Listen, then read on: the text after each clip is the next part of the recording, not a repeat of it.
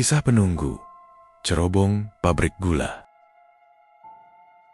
Pabrik gula Wonorejo sudah berhenti beroperasi hampir 20 tahun. Atapnya berkarat, dindingnya retak-retak, dan gulma merambat seperti tangan-tangan yang ingin menahan siapapun yang melintas. Tapi yang paling aneh dari pabrik itu bukan bangunannya melainkan cerobongnya.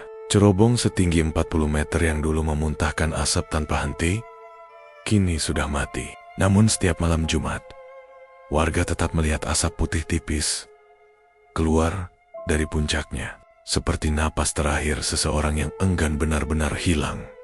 Raka, 19 tahun, tidak percaya omongan orang kampung. Ia menganggap semua itu cuma cerita agar anak-anak tidak bermain di sana. Tapi malam itu, ia harus mengantar bahan bakar ke pos ronda yang terletak di dekat pabrik. Ia lewat tepat pukul 11 malam. Dan dari kejauhan, ia melihatnya cerobong tua itu kembali berasap. Mungkin kabut, gumam Raka. Meski dadanya terasa berat, semakin dekat ia melangkah, semakin jelas bentuk asap itu. Bukan gumpalan acak, tapi melayang perlahan, seperti orang yang berjalan. Asap itu terkumpul menjadi siluet tubuh tinggi, tanpa kaki, menggantung beberapa sentimeter di atas tanah. Raka berhenti, tenggorokannya kering. Siluet itu tampak menghadap cerobong, lalu menoleh pelan ke arahnya meski tidak ada wajah di sana. Raka merinding, ia memaksa langkah kembali, tapi suara lirih memanggilnya. Raka membek. Ia tidak pernah bilang namanya kepada siapapun di sana. Raka, suaranya seperti napas orang tenggelam, panjang dan parah. Raka mundur satu langkah, tapi tanah di sekitar serpihan bangunan bergetar halus, begitu halus, sampai ia tak yakin kalau itu nyata. Lalu terdengar suara lain dari arah cerobong, suara yang rendah dan berat, seperti ratusan orang menarik napas sekaligus. Dari dalam pipa besi raksasa, asap siluet itu terangkat lebih tinggi, mendekati cerobong. Dari atas, terdengar seperti desir besi ditarik. Raka mulai berlari, ketakutan tanpa alasan yang jelas, hanya ingin menjauh. Tapi sebelum ia berhasil kabur, sesuatu jatuh. Di dekat kakinya gelang identitas pekerja pabrik. Masih ada nama yang tergores samar, Sukarmin. Hilang 1998. Raka menelan ludah. Nama itu ia kenal, ayah sahabatnya yang hilang 20 tahun lalu. Tubuh Raka bergetar. Asap di dekat cerobong menggumpal seperti banyak tangan yang mencoba keluar dari dalam. Dan tiba-tiba suara itu terdengar jelas. Satu lagi, Tuken. Raka berlari sekengkeng-kengkengnya dari pabrik. Namun sebelum keluar dari area, ia mendengar suara dentingan besi seperti mesin tua yang kembali hidup, meski seharusnya mati. Sejak kejadian di malam Jumat itu, Raka tidak pernah bisa tidur nyenyak. Suara berat dari cerobong masih terngiang di telinganya. Seakan-akan dinding kamar ikut memantulkan bisikan itu tiap kali lampu dimatikan. Ia mencoba mengabaikannya, mencoba meyakinkan diri bahwa itu cuma halusinasi. Tapi gelang pekerja yang ia temukan masih ada di sakunya, dingin seperti baru diambil dari air es. Keesokan paginya, Raka menemui Andro, sahabatnya. Ia ragu harus mengungkapkan apa, tapi nama Sukarminayah Andro tidak bisa hilang dari kepalanya. "Andro, gue nemuin ini di dekat cerobong," kata Raka sambil mengeluarkan gelang identitas yang sudah berkarat. Andro langsung pucat. Ini punya bapak. Mana lo temuin?" "Di pabrik gula, tepatnya di bawah cerobong." Andro menatap gelang itu lama, lalu meremasnya. "Lo yakin mau ngomong ini ke gue? Karena kalau bener, berarti bapak nggak pernah keluar dari pabrik itu." Raka menelan ludah. "Bukan cuma itu." Ia menceritakan tentang asap yang membentuk siluet manusia, tentang bisikan yang memanggil namanya, tentang suara dari dalam cerobong yang seperti napas ratusan orang. Andro menutup wajahnya. "Dulu bapak gue hilang waktu shift malam, nggak pernah ditemukan. Orang bilang dia jatuh ke dalam mesin penggiling tebu. Tapi nggak ada mayatnya. Setelah itu beberapa pekerja lain juga hilang. Pabrik ditutup. Mendadak Raka membesarkan mata. "Brody, ada sesuatu di dalam pabrik." Andro mengangguk. Cuma satu orang yang berani ngomong. Penjaga tua pabrik, nama Pak Sarto. Dia yang bilang cerobong itu bukan cuma tempat keluarnya asap, tapi tempat keluarnya mereka. Raka merinding. "Mereka." Andro menjawab pelan. "Pekerja yang mati, tapi nggak diurus semestinya." Malam itu, tanpa pikir panjang, Raka dan Andro memutuskan untuk kembali ke pabrik. Bukan karena mereka berani, tapi karena Raka ingin mengembalikan gelang itu, sekaligus memastikan apakah benar suara yang ia dengar adalah ayah sahabatnya sendiri.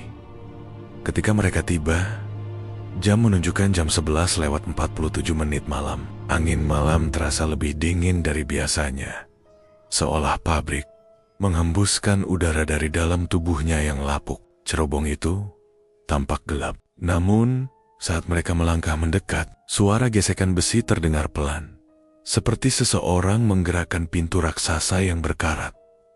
"Lo denger nggak?" bisik Andro. Belum sempat Raka menjawab, dari dalam cerobong terdengar gumaman. Banyak suara tumpang tindih, seperti sekelompok orang bicara bersamaan, tapi dengan satu nada yang sama penuh rasa sakit. "Keluar, buka, ganti." Pabrik yang seharusnya mati itu bergetar sangat halus. Lalu, tiba-tiba, suara dari cerobong itu menjadi jelas. Kali ini hanya satu suara, sangat pelan, tapi penuh harap Andro. Andro langsung memandang Raka, matanya melebar ketakutan itu. "Itu suara bapak gue." Sebelum mereka sempat mundur, cerobong itu menghembuskan asap pekat ke arah mereka. Asap itu melayang turun seperti tenggen-tenggen yang ingin meraih. Dan dari dalam gelap ruang pabrik, terdengar suara langkah berat. Seakan seseorang baru saja bangun setelah tertidur puluhan tahun. Asap pekat turun perlahan, seperti kain tipis yang dilempar dari puncak cerobong. Raka dan Andro menutup hidung, tapi aroma yang mengikuti asap itu jauh lebih menusuk daripada bau tebu gosong, aroma besi, darah tua, dan minyak mesin. Seolah pabrik gula itu sedang menghembuskan isi perutnya yang busuk. "Andro, mundur!" bisik Raka, menarik lengan sahabatnya. Namun langkah mereka terhenti ketika suara berat terdengar dari dalam bangunan utama. Suara logam besar yang bergerak, seperti mesin giling tebu yang kembali menyala. Padahal listrik ke pabrik itu sudah diputus bertahun-tahun lalu. Dari celah dinding yang runtuh, cahaya merah redup, berputar, cahaya yang sangat dikenali oleh para pekerja lama. Lampu indikator mesin saat suhu naik terlalu tinggi. "Andro, mesin itu nyala lagi," kata Raka dengan suara bergetar. "Andai bapak gue masih hidup, pasti dia bakal matiin itu dulu," gumam Andro lari. Belum sempat mereka melangkah lebih jauh, suara lain terdengar. Bukan mesin, bukan angin, tapi bisikan banyak orang sekaligus. Bisikan itu tak hanya datang dari cerobong, tetapi dari celah-celah lantai, retakan dinding, bahkan dari bawah tumpukan tebu kering yang sudah lapuk. "Sek, buka pintunya, kembalikan." Raka memutar tubuh, mencari sumber suara. Mereka kayak ada di mana-mana. Andro menatap ke arah mesin penggiling, lalu menelan ludah. Itu tempat terakhir mereka kelihatan. Kalau mayatnya nggak pernah dikeluarin. Ia tidak melanjutkan kalimat itu. Tidak perlu. Dengan langkah pelan, mereka masuk ke ruang produksi utama. Lantai penuh serpihan kaca, karung gula robek, dan roda gigi berkarat. Namun, yang paling menarik perhatian adalah mesin giling raksasa di tengah ruangan masih berputar lambat. Dengan suara berderit seperti tulang digesek, lampu merah di atas mesin berkedip, menyala, lalu padam, lalu menyala lagi. "Andro, lo yakin mau lihat ini?" tanya Raka. "Ada sesuatu di sini, sesuatu yang bapak mau kasih tahu." Mereka mendekat. Saat Raka menyinari bagian bawah mesin dengan senter, ia membeku. Ada sesuatu tersangkut di sela roda gigi serpihan kain, seragam pekerja, tulang kecil yang sudah menghitam, dan sesuatu yang lebih mengerikan, jari manusia. Baru Andro tersentak mundur. Raka, itu masih segar. Berarti ada orang lain sebelum kita kesini. Sebelum Raka sempat merespons, suara dari belakang mereka terdengar jelas, suara langkah kaki menyeret, disertai napas sangat panjang dan berat. Seperti dada seseorang bolong tapi tetap berusaha bernafas. Mereka berbalik. Di ujung ruangan, berdiri sesosok siluet hitam pekat terbentuk dari asap. Bentuknya manusia, tapi tubuhnya berlubang-lubang, seperti luka besar yang tak pernah sembuh. Tidak ada wajah, hanya lubang hitam menganga di bagian kepala. Itu melekat potanggen-potanggen baju pekerja pabrik yang meleleh, seperti terbakar. Sosok itu mengangkat tangannya perlahan. Ketika ia melakukannya, mesin giling tiba-tiba ikut berhenti seakan. Mesin itu tahu pemilik sebenarnya telah datang. Dan dari lubang di kepala sosok itu terdengar suara yang tidak salah lagi, Andro. Kembalikan kami. Andro terisak, tapi Raka menariknya. Lari! Sekarang! Mereka berlari ke arah pintu samping. Namun sebelum keluar, lantai di bawah mereka bergetar keras. Dari bawah retakan lantai, muncul asap-asap lain, membentuk banyak tangan, memanjang, mencari. Satu tangan hampir meraih kaki Raka.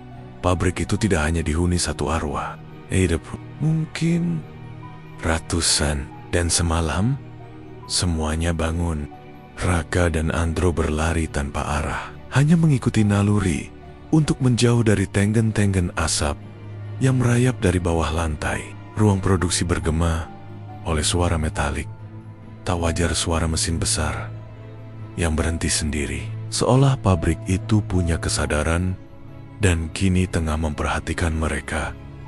Ke ruang administrasi! Bespeten teriak, menunjuk pintu kayu di ujung lorong.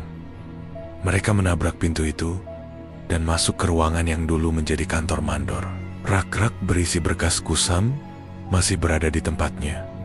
Meja besar penuh debu dan jendela rusak yang tertutup papan.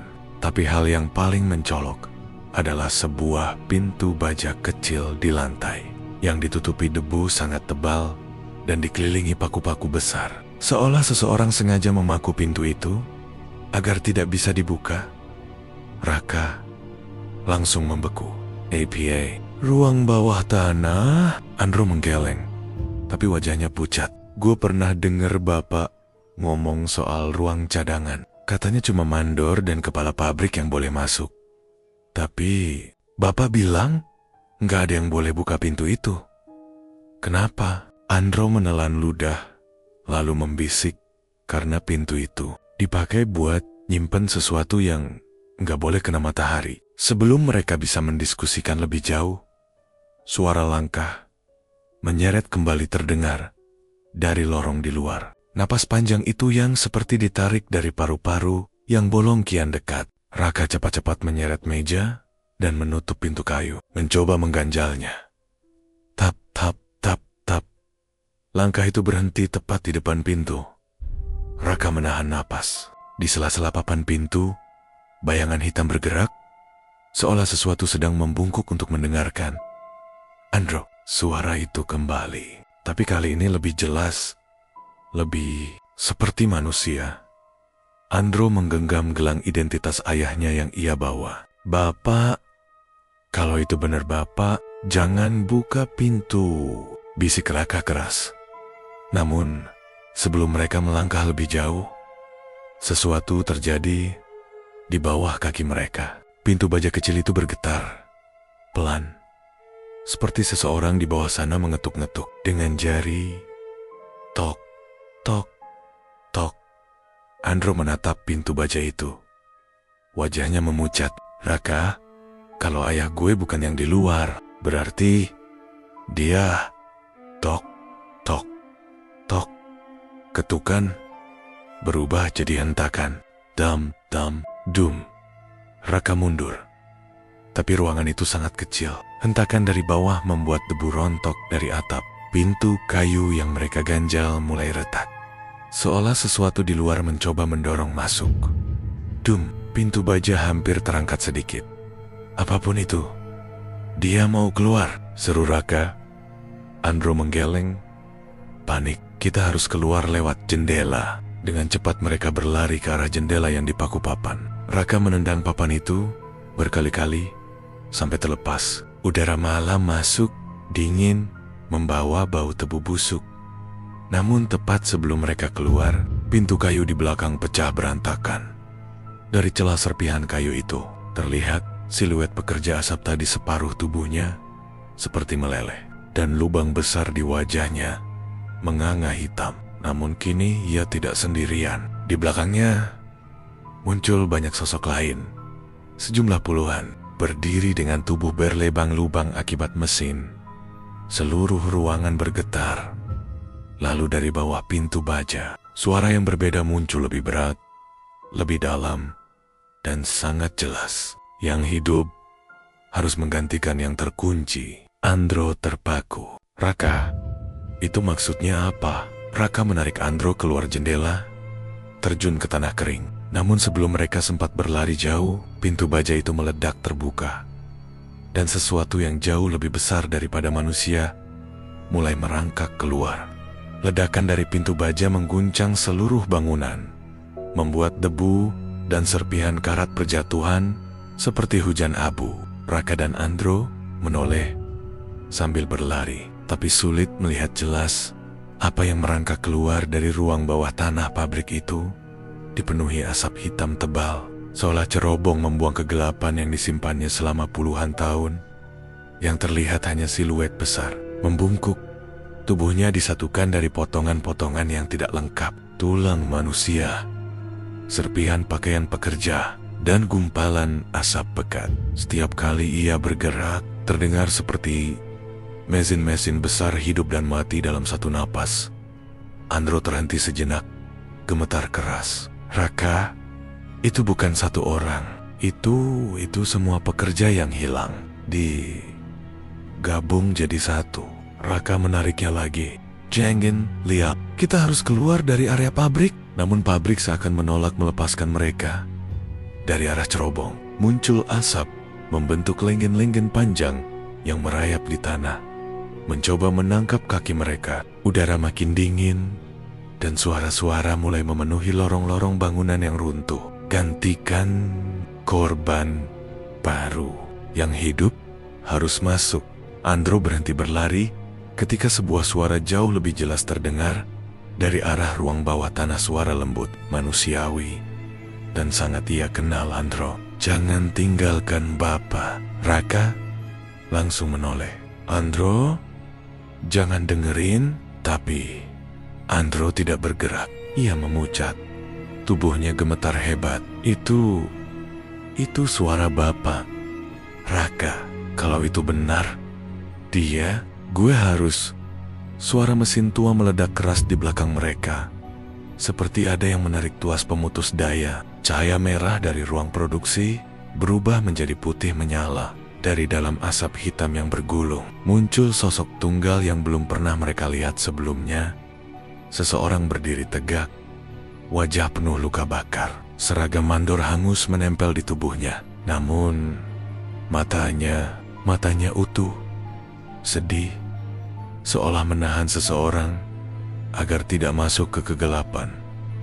Dia mengangkat tangannya ke arah Andro. Andro, jangan masuk. Bapak di sini bukan yang itu. Raka menahan napas. It's Humander. Atau Andro terisak. Bab, sosok itu mengangguk pelan. Yang memanggilmu dari cerobong. Itu bukan kami. Itu mereka yang terkunci. Mereka butuh pengganti agar bisa keluar. Raka merinding. Berarti kalau Andro masuk, mereka bebas. Mandor itu menatap mereka dengan mata kosong yang memohon. Jangan biarkan mereka keluar. Kalau mereka bebas, desa ini habis. Tiba-tiba, sosok gabungan pekerja di belakang melepaskan jeritan parau. Dan lantai bergetar hebat. Asap hitam mengalir semakin cepat, mengepung mereka berusaha menarik Andro kembali. Mandor itu mendorong mereka keras. Lari, Raka menyeret Andro. Dan kali ini, Andro menurut. Mereka berlari menuju pagar rusak, dengan seluruh pabrik berguncang seperti makhluk hidup yang marah. Asap mengejar mereka hingga halaman depan. Ketika mereka melewati gerbang, suara ledakan besar terdengar dari dalam. Cerobong itu, yang dari dulu mengeluarkan asap putih setiap malam Jumat, akhirnya roboh. Asap hitam berhenti mengejar. Suara langkah menyeret, lenyap. Pabrik gula Wonorejo kembali sunyi, seperti mati untuk kedua kalinya. Raka dan Andro terjatuh di tanah, terengah-engah. Andro menggenggam gelang identitas ayahnya dengan erat. Air mata mengalir tanpa suara. Raka, katanya lirih, lo percaya? Tadi itu benar-benar bapak gue? Raka menatap pabrik yang kini hanyalah bangunan kosong tanpa suara. Gue gak tahu, tapi kalau dia nyuruh lo pergi, berarti dia sayang sama lo. Andro mengangguk pelan. Malam itu, di kejauhan, pabrik itu tampak gelap untuk pertama kalinya dalam 20 tahun. Namun saat mereka berjalan pulang, Raka berhenti. Dari saku celananya tempat gelang itu tadi, berada terdengar suara halus. Tok, tok, tok, seperti ketukan kecil. Dari dalam gelang besi yang sudah berkarat, dan suara parau berbisik sangat dekat di telinganya. Satu lagi, belum kembali. Dan cerita pun tamat.